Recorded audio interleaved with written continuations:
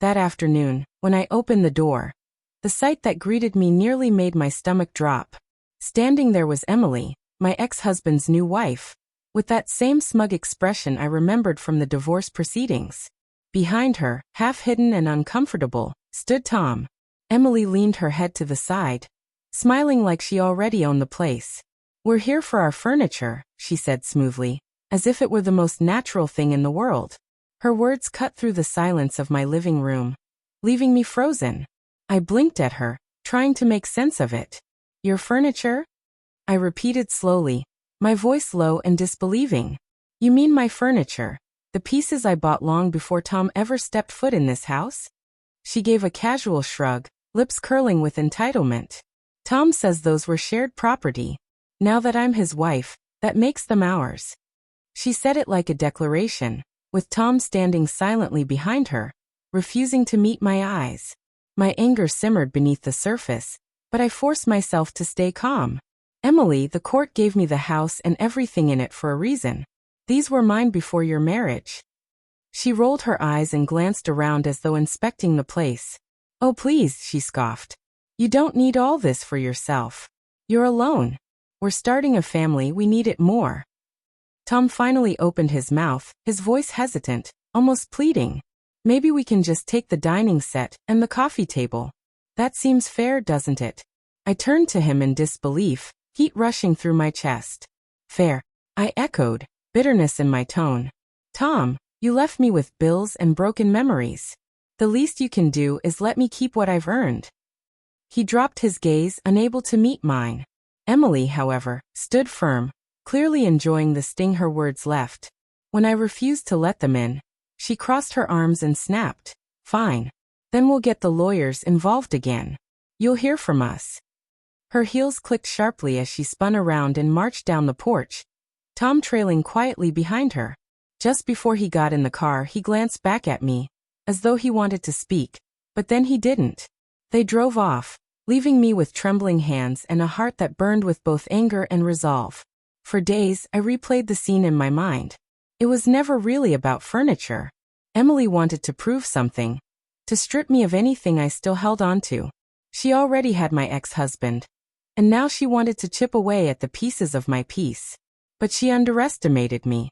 I was no longer that shattered woman she once mocked.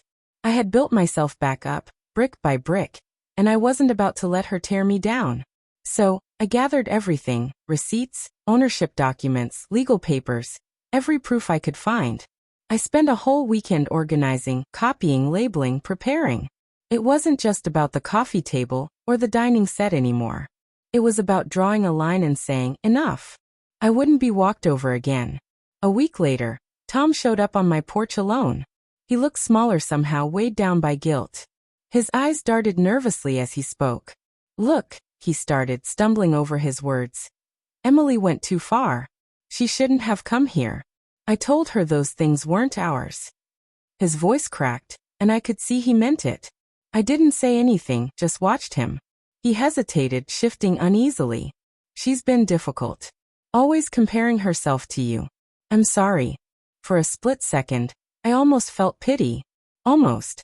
But then I remembered every night I spent crying, every unanswered message, every time Emily flaunted their relationship online while I was left picking up the pieces.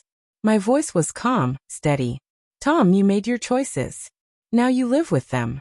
I've moved on, you should do the same." He dropped his eyes, nodded, and left quietly. Days later, Emily's lawyer sent a formal apology on her behalf. She claimed she'd been emotional, that she hadn't meant to overstep. I didn't believe her for a moment, but I accepted the apology anyway. Not for her sake, for mine. I wasn't going to let her steal another ounce of my energy. The drama ended there. Weeks passed, and I poured myself into my work, my garden, my peace. My home finally felt like mine again. Every corner of it became a reminder of my resilience rather than my pain. That dining table they were so eager to take? It became my sanctuary. I ate there, wrote there, planned the future I wanted. It wasn't just furniture. It was part of my survival story. One evening, as the sun melted into the horizon, a message appeared on my phone from an unfamiliar number. It was Tom. I moved out, the text read. You were right about her. I stared at the words, emotionless, before deleting the message. I didn't need to reply. The past had no place in my present. Life has a way of balancing itself. Emily had won what she thought she wanted, only to lose it. And me? I had once lost everything, but in doing so, I found my strength. That day when she stood on my porch, Emily believed she had power over me. But the truth was, she only reminded me of how far I had come. Now every time I look at that old coffee table, I smile. It's not just a piece of wood and polish. It's proof that no matter how many times someone tries to strip me of what's mine, I will always rebuild, stronger, steadier, unshaken. No smirk, no demand, no entitled words can ever take that away.